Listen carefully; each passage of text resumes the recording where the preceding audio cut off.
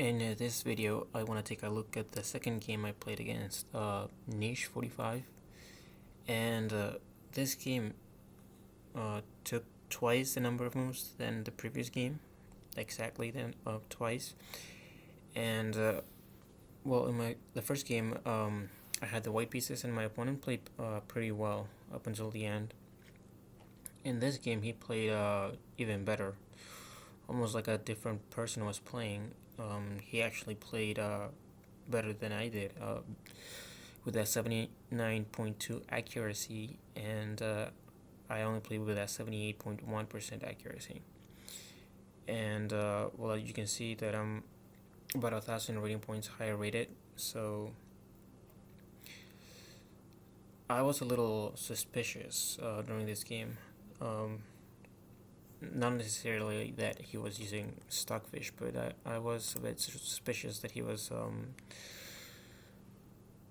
maybe I don't know, consulting with a stronger player. So the game started out as a Indian type of position, and I didn't want to play the Nimso Indian, so we transposed into a Queen's Indian, and well, this is all theory. Queen C2, I think there's only one game in the database with this move, and then we transpose and there's like a few more games, and I believe C takes D5 is a novelty, so it's not very accurate. And well, I like these types of positions. Here my opponent played this move, knight d2, which already it's move 13, and I'm seeing that he's playing much better, even though the computer gives me an advantage. I think knight d2 is actually a pretty sophisticated move considering my opponent's rating. And here apparently I had a better move, bishop a3. The point is, after you take, well, you have this position, and you could drop back with the knight, which is the more human thing to do. Slightly less accurate is Queen c7, but now black has control of the only open file. And well, after this f3, I'm not so sure I like this move. Just positionally, it's not a great move, so I just trade pieces, and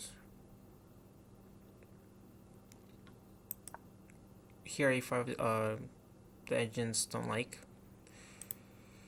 They want to play bishop a6, the point being you take, and after knight b1 the rook is trapped, so you are gonna have to give up the exchange. And even though technically speaking white is up material, the engine's just like black for a few reasons. One is king safety. My king is safe. The white king is exposed on f2. The only good piece that white has would be the queen, and well, these two pieces are not really doing much right now, and because I have the potential to win this weak pawn on d4, combined with just my better pawn structure, I guess they just like that. So at the very least, it's an equal position. Although with so few pieces, I don't really see how I could make any sort of checkmating threats against the white king. So I don't even know if I would go for this position.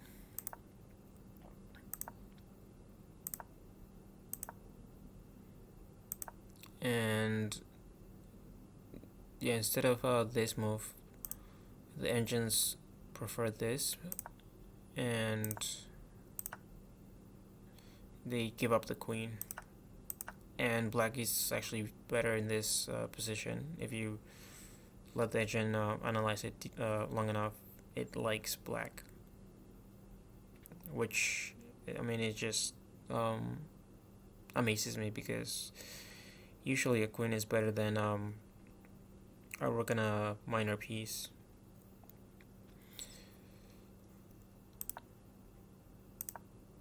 And now I played a similar idea.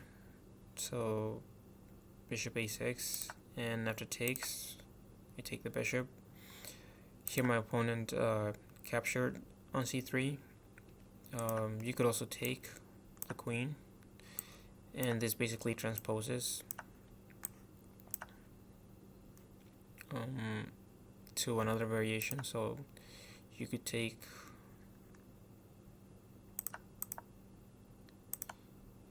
but here my opponent didn't want to trade queens, so we got this position, and well, I'm a pawn, but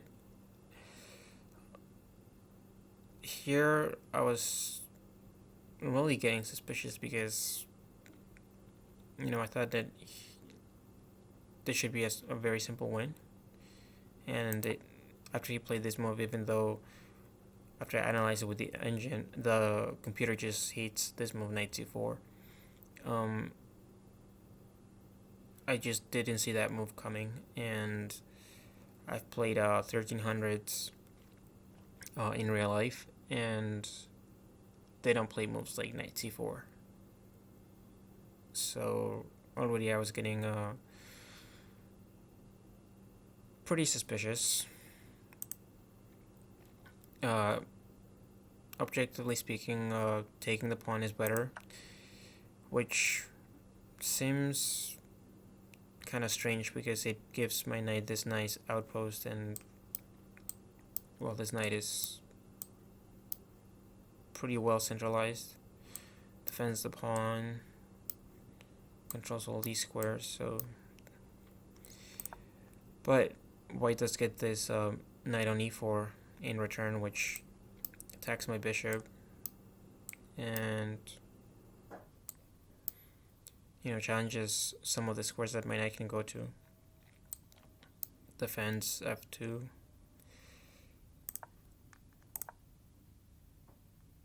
which now I guess you can see why the engines wanted to trade and put the knight on e4, because the queen on f2 is kind of annoying. Knight b2, which against the engines don't like, and well, I mean, the knight on b2 looks pretty ridiculous.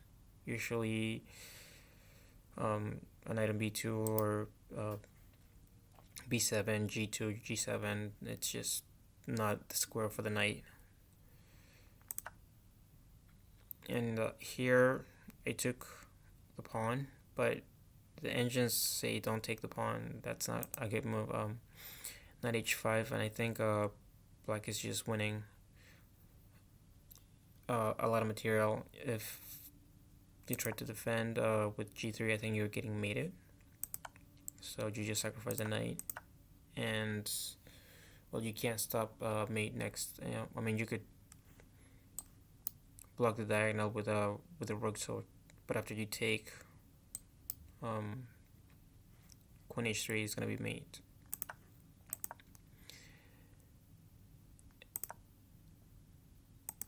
And knight c4. Again, I took the pawn, so I figure, well, now I'm up 2 pawns, because he's gonna recapture, and Again, knight h5 would have been just completely winning. It doesn't matter what you played. You could play g3, h3, g4. It's all forced mate. So if h3, knight check. Here, you don't take the free bishop. You don't take the rook. You go queen f4 because it's just that obvious that yeah, if I could find moves like knight h5 and queen f4, that would be like 2300, at least 2400. But here taking gives up a lot of my advantage. And knight g4, I didn't really want to play it, but I figured, well, I'm up material, so we're just gonna trade. And because of the rating difference, the endgame should be a pretty simple way to win.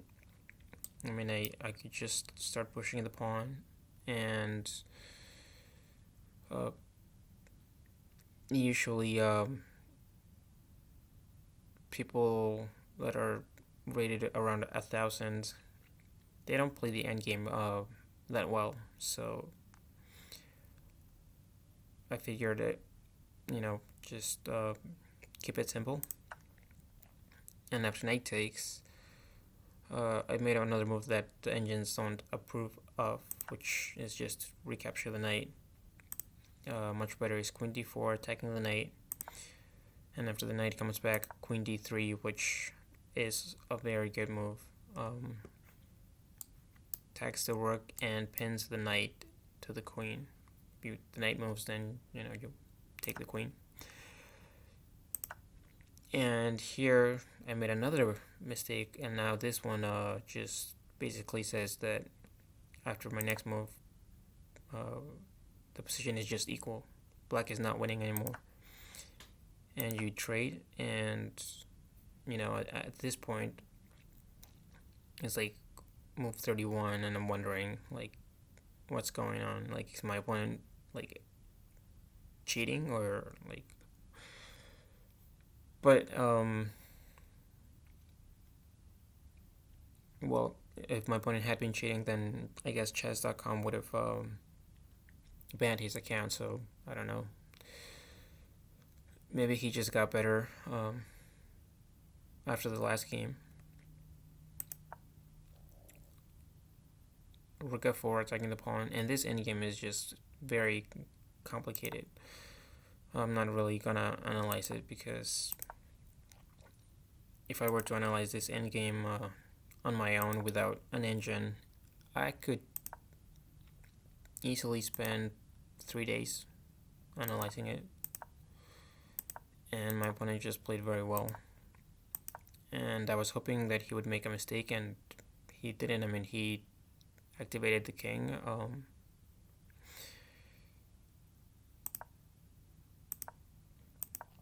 And I'm surprised that he didn't try to push the a pawn.